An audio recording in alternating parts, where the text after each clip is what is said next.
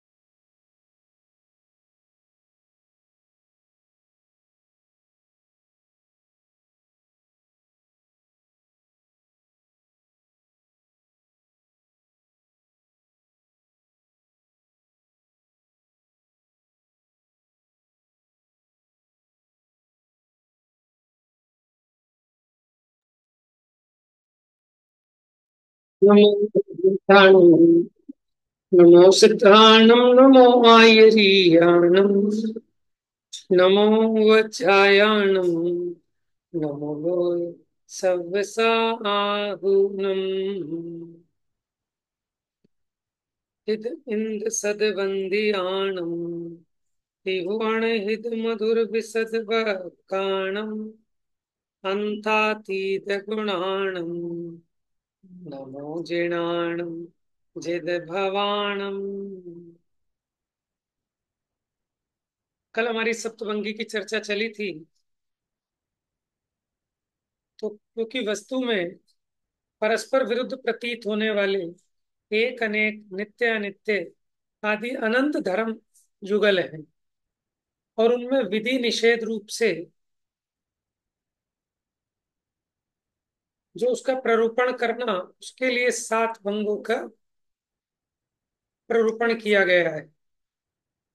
ये गाथा 14 थी, तो कल की जो गाथा थी एक बार उसका सारांश पढ़ के फिर 15वीं गाथा प्रारंभ करेंगे। पढ़िए, कौन पढ़ेगा आज?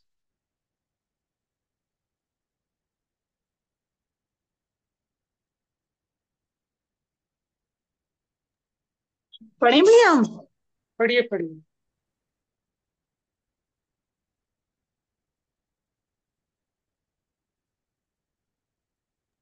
यहाँ सर्व दोषों या एकांतों के निराकरणार्थ द्रव्य अपेक्षा प्रमाण सप्तभंगी कही गई है।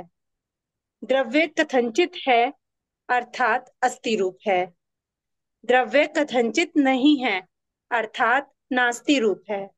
द्रव्य कथंचित है एवं नहीं है अर्थात अस्ति नास्ति रूप है।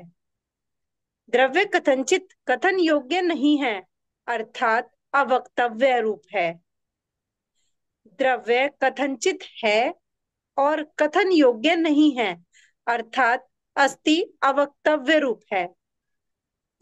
द्रव्य कथनचित नहीं है और कथन योग्य नहीं है अर्थात नास्ति अवक्तव्य रूप है। द्रव्य क्रमशः कथनचित है और नहीं है तथा युगपत कथन योग्य नहीं है अर्थात अस्ति नास्ति अवक्तव्य रूप है। इन्हीं शब्द भंगों को क्रमशः अस्ति नास्ति, अस्ति नास्ति, अवक्तव्य, अस्ति अवक्तव्य, नास्ति अवक्तव्य और अस्ति नास्ति अवक्तव्य भी अपेक्षा से कहते हैं। अपेक्षा के संबंध में स्पष्टीकरण इस प्रकार है।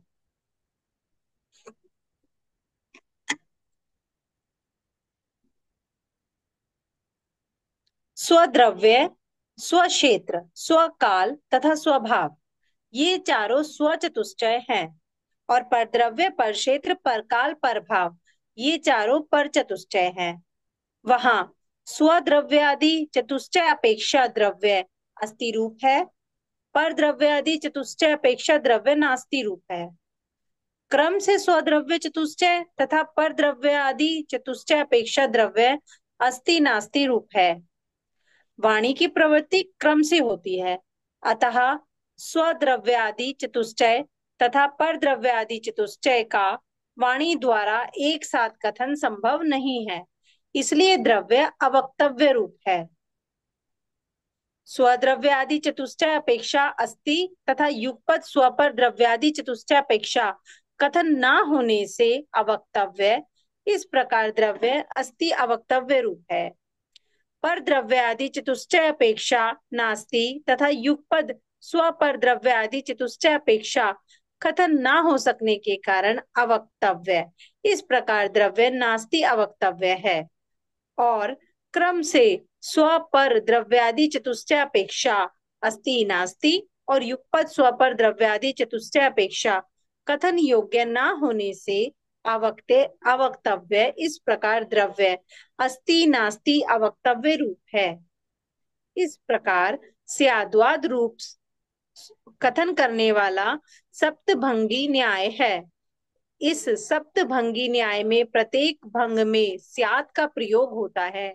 वह स्यात् पद सर्वथा पने का निषेधक है, अनेकांत का घोतक है तथा कथनचित अर्थ में अव्यय रूप से प्रयुक्त है। स्यात् पद अस धातु का विध्यर्थक अन्य पुरुष एक वचन का भी रूप होता है, परंतु यहाँ यह अर्थग्राह्य नहीं है। स्यात् पद संशयवाची भी नहीं है, अपितु सापेक्ष निर्णय की दृढ़ता का प्रतीक है। संपूर्ण द्रव्य का ग्रहण होना प्रमाण वाक्य है तथा द्रव्य का एक देश ग्रहण होना नय वाक्य है। सप्तभंग रूप 6 द्रव्यों में निज शुद्धात्म द्रव्य ही उपादेय है, यहाँ यह आशय ग्राह्य है। हाँ जी, ये 7 भंगों के बारे में हमने कल चर्चा कर ली थी विस्तार से। तो 3 भंग हैं वक्तव्य के और अंतिम 4 भंग हैं अवक्तव्य के। अब कौन बताएगा अवक्तव्य से क्या मतलब है? भैया वचन गोचर नहीं है। क्यों नहीं है वस्तु वचन गोचर? उसकी अपेक्षा स्पष्ट करें।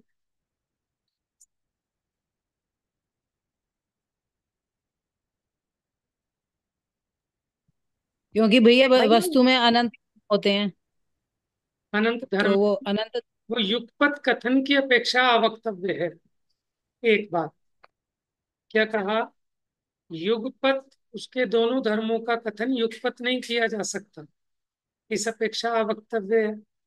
दूसरी बात, आप वस्तु के बारे में जो कुछ भी कहेंगे आंशिक ही कह पाएंगे, ठीक है ना, क्योंकि वस्तु का स्वरूप अनंत है जो वाणी से पार है।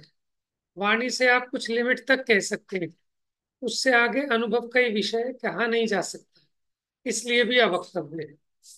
अच्छा, वक्तव्य अवक्तव्य पर सप्तभंगी बना सकते हैं क्या हम? बताओ कैसे बनाओगे, बनाओ। आस्ति नास्ति ये सप्तभंगी तो है, हमें कैसे बनाने हैं? यही तो है, अस्ति अवक्तव्य नास्ति पे खाली अवक्तव्य पे। 2 धर्म है ना आत्मा में, वक्तव्य और अवक्तव्य। इन 2 धर्मों पे लगाओ। अस, आस्ति वक्तव्य, नास्ति तो वक्तव्य। लगाओ। अस्थि नहीं लगेगा ना, जैसे कल नित्य अनित्य पे लगाए थे, ऐसे लगाओ। स्यात् वक्तव्य, स्यात् अच्छा, अवक्तव्य, स्यात् स्यात। वक्तव्य अवक्तव्य। हम्म। तो भैया आगे के कैसे लगाएंगे फिर?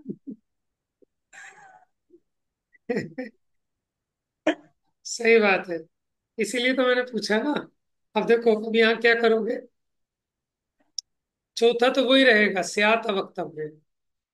अब आप कहोगे यहाँ पहला भी स्यात्, नहीं दूसरा भी था स्यात् अवक्तव्य, और चौथा भी स्यात् अवक्तव्य हो गया, है ना। तो वैसे तो वक्तव्य अवक्तव्य वाले जो हैं,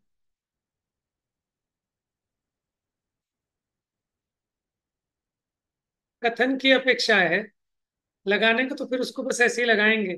पहला स्यात् वक्तव्य, स्यात् अवक्तव्य, स्यात् वक्तव्य अवक्तव्य। अब स्यात् अवक्तव्य ही कहना पड़ेगा, लेकिन दोनों अवक्तव्य में अंतर है। फिर पांचवा स्यात् वक्त, स्यात् स्यात् वक्तव्य अवक्तव्य, ठीक है। फिर स्यात् अवक्तव्य अवक्तव्य,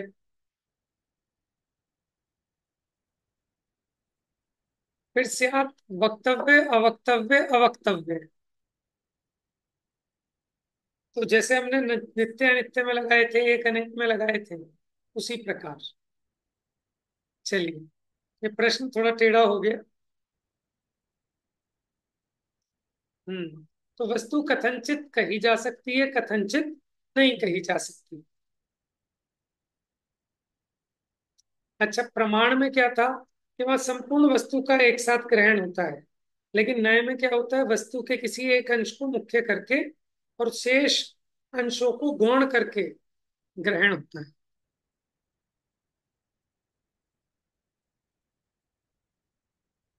देखिए, वस्तु में उत्पाद व्यय तो होता है, लेकिन उत्पाद भी असत का उत्पाद नहीं होता। विनाश तो होता है, लेकिन सत का विनाश नहीं होता। जो किसी भी अपेक्षा कोई चीज है ही नहीं, वो कोई नवीन नहीं आ जाती। जैसे छह द्रव्य कोई सातवां द्रव्य आ जाए, उत्पन्न हो जाए, ये नहीं हो सकता। जैसे जीवों की संख्या अनंत है, तो जितने हैं ना अनादि अनंत उतने ही रहेंगे। कोई नवीन द्रव्य मूल से पैदा नहीं होता। वो तो पर्याय की अपेक्षा हम कहते हैं कि उत्पन्न हुआ। तो इसलिए कथनचित उत्पाद्य है, कथनचित अनुत्पाद्य है। समझ रहे हैं आप। अब देखिए इस गाथा में इसकी चर्चा हो।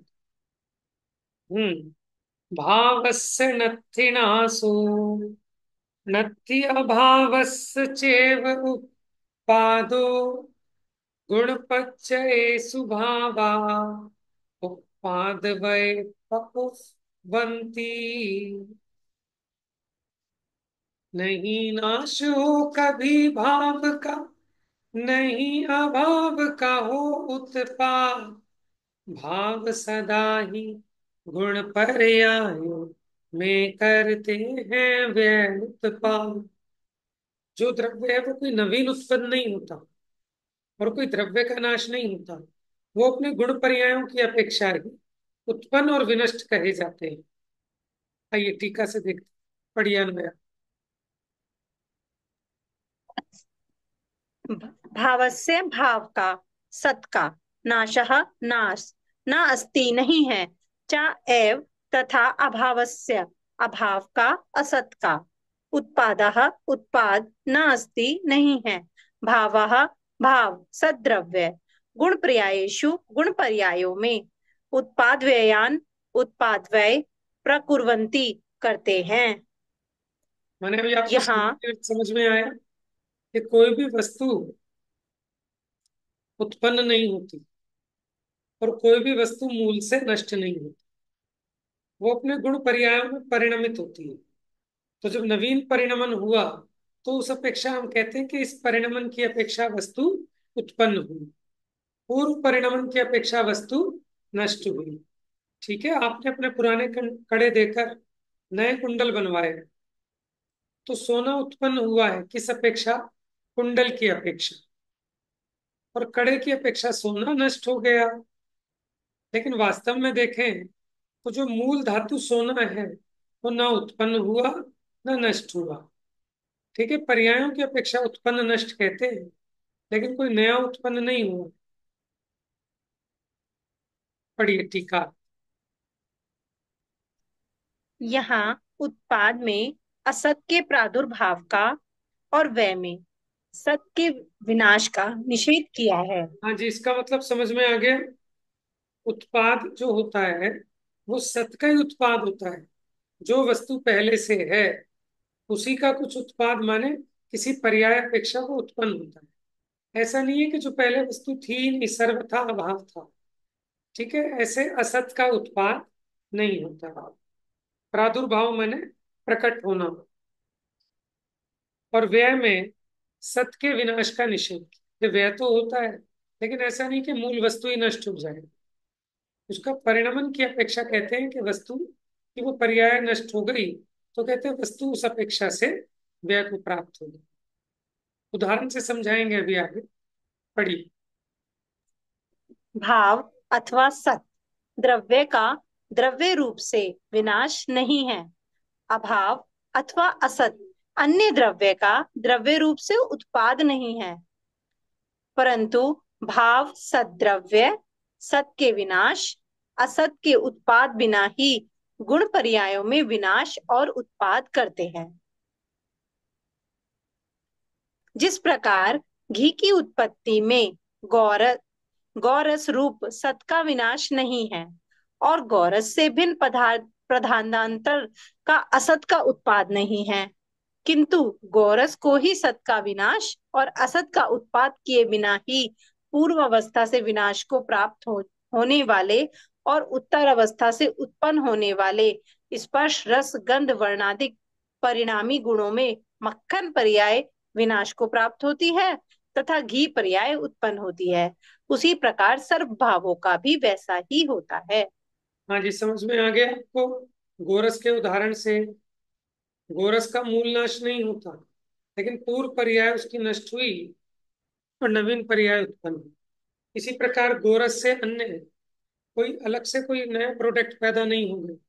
वो गोरस ही, पहले भी गोरस था जब वो दूध था, दही बना तब भी गोरस है, घी बना तब भी गोरस है। तो दूध के नष्ट होने पर गोरस का नाश नहीं हो गया कोई, और घी के बनने पर कोई नई नया गोरस से अन्य कोई और चीज उत्पन्न नहीं हुई।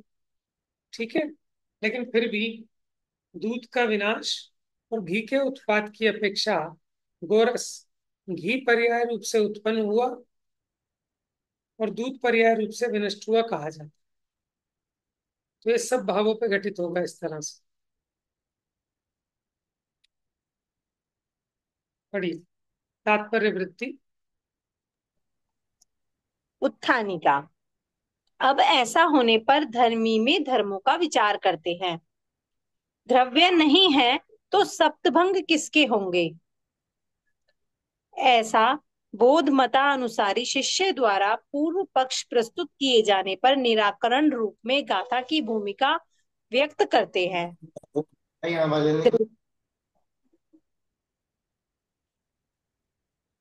पढ़िए पढ़िए। द्रव्यार्थिक नय से सत पदार्थ का विनाश नहीं होता है और असत का उत्पाद नहीं होता है। इस वचन के द्वारा क्षणिक एकांत रूप बोध मत का निराकरण करते हैं। अब देखिए समझ में आए गाथा क्यों लिखी, कि सत का नाश नहीं होता, असत का उत्पाद नहीं होता। जो बौद्धमती हैं वो वस्तु का सर्वथा ही क्षणिक मानते हैं। तो उनके निराकरण के लिए द्रव्यार्थिक न्याय की मुख्यता से हमने कहा कि वस्तु का नाश नहीं होता और उत्पाद नहीं होता। पर्यायार्थिक न्याय की अपेक्षा देखेंगे तो वस्तु नष्ट भी होती है और उत्पन्न भी होती है। बढ़िया। जिस प्रकार गौरस का गौरस द्रव्य रूप से उत्पाद नहीं है तथा विनाश भी नहीं है, तथापि वर्ण रस गंध स्पर्श गुणों में वर्ण रस रस गंधांतर आदि रूप से परिणामों में नवनीत पर्याय नाश होती है और घृत पर्याय उत्पन्न होती है। ऐसा होने पर भी विद्यमान भाव पदार्थ जीवादि द्रव्य का द्रव्यार्थिक नय से द्रव्यपने से विनाश नहीं है तथा अविद्यमान पदार्थ जीवादि द्रव्य का द्रव्यार्थिक नय से द्रव्यपने से उत्पाद नहीं है, परंतु गुण पर्याय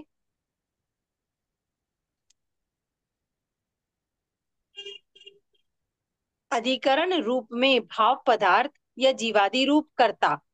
छह द्रव्य पर्यायार्थिक नय से विवक्षित नर नारकादि द्वैगुण द्वैणुकादि गति स्थिति अवगाहन वर्तना रूप से यथा संभव उत्पाद व्यय को करते हैं। देखिए, छह द्रव्यों के कार्य बता दिए, परंतु गुण पर्याय अधिकरण रूप में भाव यानी पदार्थ या जीवादि रूप कर्ता छह द्रव्य पर्याय आर्थिक नय से, ठीक है, द्रव्य आर्थिक नय से तो द्रव्य पने से उत्पाद नाश नहीं होता, लेकिन गुण पर्यायों का आधार है ना द्रव्य। इस अपेक्षा अगर देखें तो छह द्रव्य पर्याय आर्थिक नय से नर नारक आदि माने जीव का परिणमन बता दिया, द्वयाणुक आदि माने स्कंद का, गति धर्म द्रव्य का, स्थिति अधर्म द्रव्य का, अवगाहन आकाश का और वर्तमान काल का। तो इस प्रकार से यथासंभव उत्पाद व्यय को प्राप्त होते हैं। जैसे नारक अवस्था की अपेक्षा देखें तो उस जीव का नाश हुआ, लेकिन मनुष्य पने जीव का उत्पाद हो गया, ठीक है, पर्यायार्थिक न्याय की अपेक्षा। पर्यायार्थिक न्याय से देखेंगे तो वस्तु को उस समय उस पर्याय से तन्मय देखना, ठीक है, और उस पर्याय की तरफ से कथन करना वो पर्यायार्थिक न्याय का विषय है। हाँ जी, आगे पढ़िए। यहाँ छह द्रव्यों के मध्य शुद्ध पारिणामिक परम भाव ग्राहक शुद्ध द्रव्यार्थिक नय से ऐसा पाठ है, अथवा निश्चय नय से क्रोध मान माया लोभ दृष्ट द्रुत श्रुत तथा अनुभूत भोग आकांक्षा रूप निदान बंधनादि पर भाव से शून्य भी उत्पाद व सहित ऐसा पाठ है। वह रहित है। यहाँ वह रहित ऐसा पाठ है।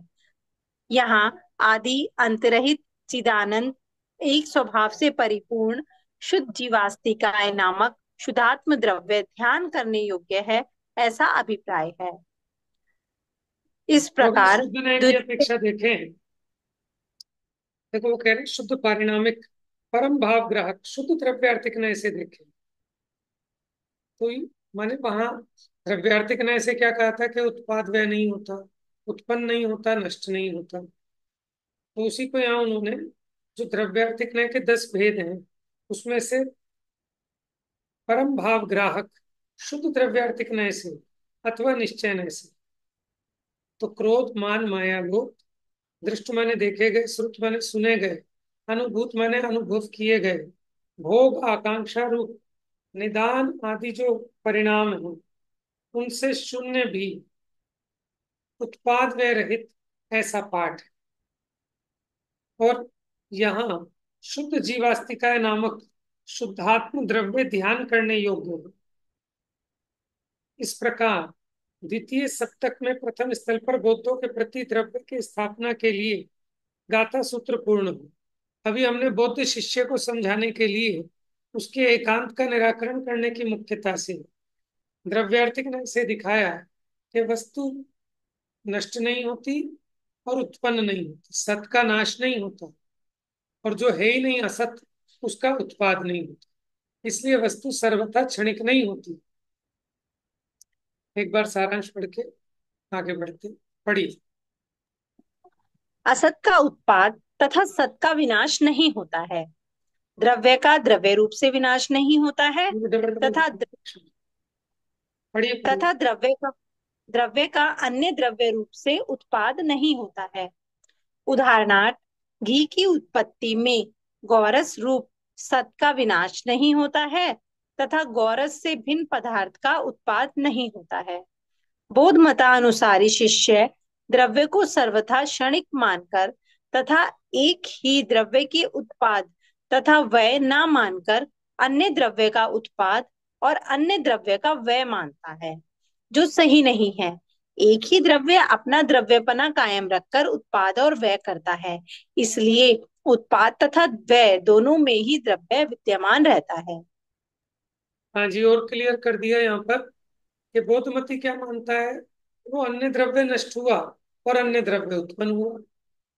हम कहते हैं ऐसा नहीं है, वो द्रव्य वैसा का वैसे ही रहता है, कोई अलग द्रव्य उत्पन्न हुआ, कोई अलग द्रव्य नष्ट हुआ, ऐसा नहीं।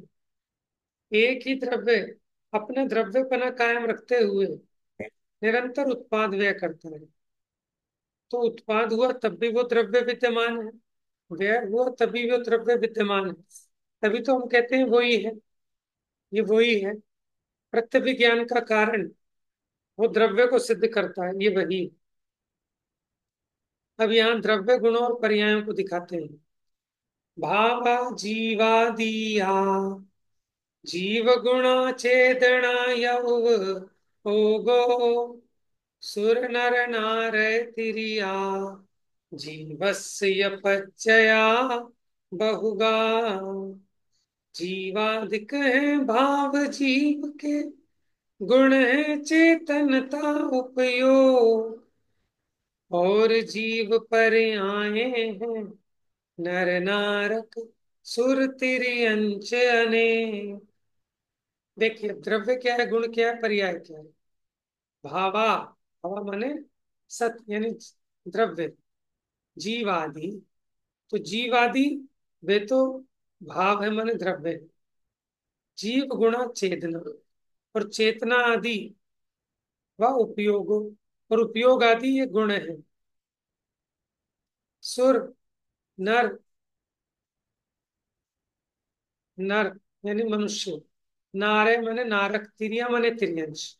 जीवस्य पज्जया बहुगा, बहुत प्रकार की हैं पर्याय। तो नर, नारक, देव, मनुष्य, ये पर्याय। सामान्य से भी इन्होंने बताया, ये जो जीवादिक हैं वो तो द्रव्य है, और उसके जो गुण चेतना उपयोग आदिक, ये उसके गुण हैं। नर, नारक, तिर्यंश, मनुष्य, ये उसकी पर्याय है। पढ़िए टीका। यहाँ भावों, द्रव्यों, गुणों और पर्यायों को बतलाते हैं। जीवादि 6 द्रव्य वे भाव हैं, और नहीं, उनके गुण और पर्याय प्रसिद्ध हैं। तथापि आगे उदाहरण की प्रसिद्धि के लिए जीव के गुण और पर्यायों का कथन किया जाता है। जीव के गुणों की ज्ञानानुभूति स्वरूप शुद्ध चेतना तथा कार्यानुभूति स्वरूप और कर्म फलानुभूति स्वरूप अशुद्ध चेतना है। और चैतन्य चैतन्यानुविधायी परिणाम स्वरूप सविकल्प निर्विकल्प रूप शुद्धता अशुद्धता के कारण सकलता विकलता धारण करने वाला 2 प्रकार का उपयोग है। हाँ जी, देखिए क्या बताया। अब जीव के गुण बता रहे हैं।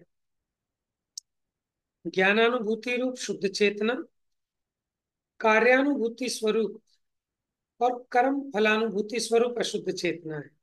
तो शुद्ध चेतना और अशुद्ध चेतना, शुद्ध चेतना को ज्ञान चेतना, अशुद्ध चेतना को कर्म चेतना और कर्म फल चेतना कहते हैं।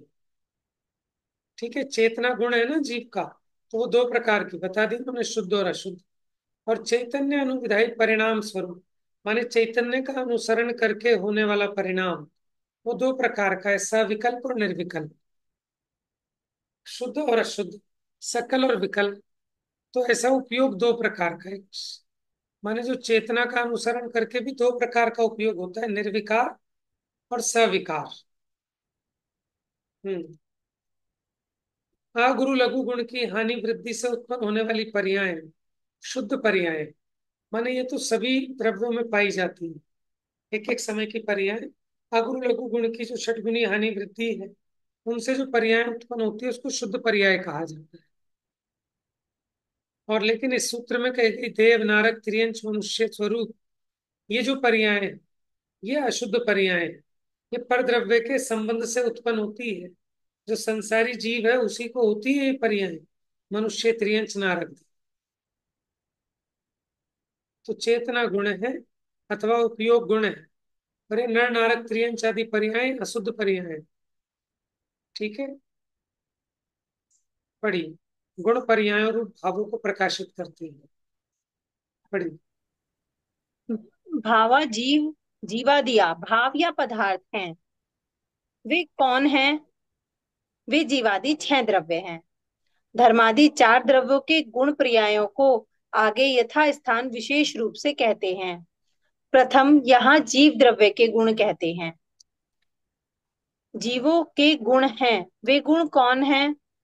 वे शुद्ध अशुद्ध रूप से दो प्रकार के हैं, चेतना दर्शन तथा ज्ञानोपयोग रूप। दो प्रकार हैं। यह संग्रह वाक्य, वार्तिक, समूह कथन, तात्पर्यार्थ कथन तथा सपिंडिता पिंडितार्थ अभेद कथन है। वह इस प्रकार है। ज्ञान चेतना शुद्ध चेतना कहलाती है तथा कर्म चेतना एवं कर्म फल चेतना अशुद्ध चेतना कहलाती है। वह तीन प्रकार की भी चेतना आगे चेतना अधिकार में विस्तार से व्याख्या करते हैं। देखिए, जो अभेद कथन है, जब हमने कहा शुद्ध और अशुद्ध चेतना, तो ये संग्रह वाक्य है। वार्तिक, समूह कथन, तात्पर्यार्थ कथन, सपिंड पिंड रूप कथन है।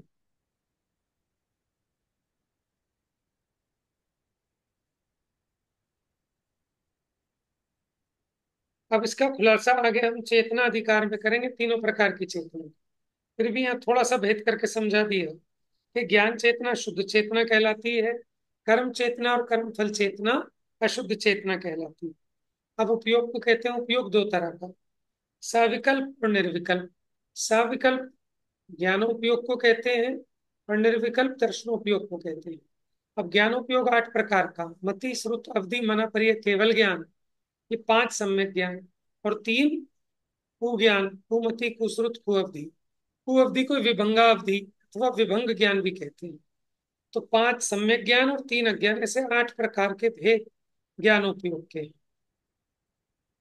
अब वहां केवल ज्ञान निरावरण है, इसलिए वो क्षयिक है, शुद्ध है। बाकी 7 वो आवरण सहित है, इसलिए क्षय उपशमिक है। ठीक है, और जो आंशिक है ना, एक देश है, उनको भी अशुद्ध की कोटि में डाल देते हैं। अपूर्ण, अधूरे और विपरीत दोनों को अशुद्ध कहा जाता है।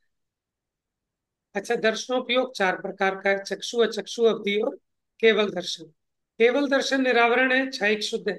बाकी तीनों सावरण होने से क्षयोपशम अशुद्ध है। अब जीव की पर्याय कहते हैं, सुर नर नारक त्रियंच देव। ये जीव की विभाव द्रव्य पर्याय। याद आ गया आपको? द्रव्य पर्याय क्या थी? एक होती है गुण पर्याय, एक होती है द्रव्य पर्याय। दो द्रव्यों के मेल से जो अवस्था बनी, जीव और पुद्गल के मिलन से मनुष्य त्रियंच देव नर की, द्रव्य पर्याय। अभी पर्याय कौन कौन से, समान जाति, असमान जाति और गुण पर्याय, इसकी चर्चा कल करेंगे। पहले चल चुकी है, लेकिन अब आगे बात फिर से रिपीट करेंगे।